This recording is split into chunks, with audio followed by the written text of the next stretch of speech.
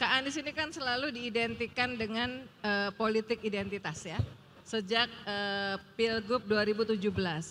Nah, kemarin itu kan Kak Anies dan Gus Imin sempat menghadiri acara di Masjid Al-Zikra yang berafiliasi dengan GNPF dan Rizik Syihab.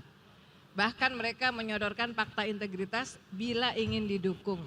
Apakah tidak khawatir dengan berkunjung seperti itu kembali disematkan tudingan politik identitas itu, dan apakah setuju dengan fakta-fakta yang disodorkan? Ya, ketika kami mengikuti Pilkada 2017, saya mendapatkan dukungan dari berbagai unsur masyarakat. Lintas agama, lintas etnis, lintas kelompok, lintas profesi.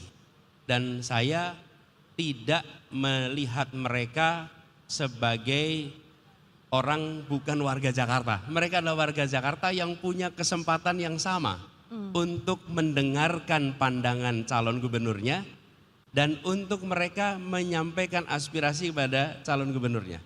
Seperti juga sekarang, saya berjumpa dengan semua kelompok, dari mulai kelompok agama apa saja, kelompok profesi apa saja, dari mulai kelompok etnis apa saja. Jadi saya menempatkan mereka semuanya sebagai warga negara Indonesia yang punya hak yang sama di hadapan para calon.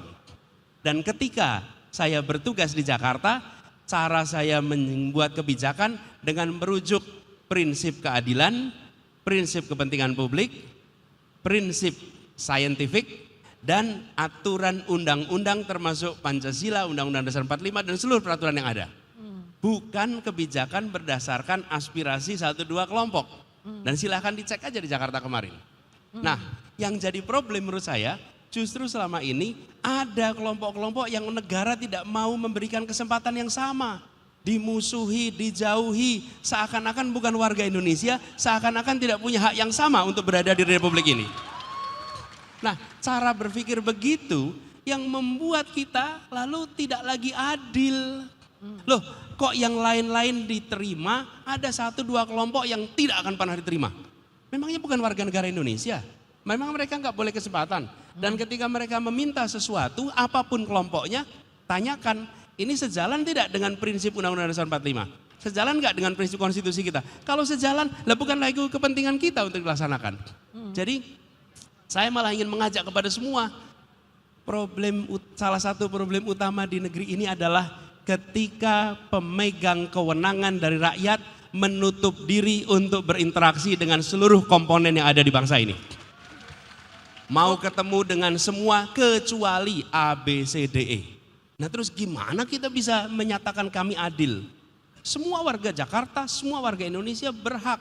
Dan ketika berinteraksi bukan berarti kemudian setuju dengan semua pandangannya. Dan bukan berarti kemudian kita akan menjalankan apa yang diaspirasikan. Ketika bicara kebijakan, maka kebijakan kita harus merujuk pada konstitusi, harus merujuk pada semua perundangan yang ada. Begitu Kak Uni, terima kasih.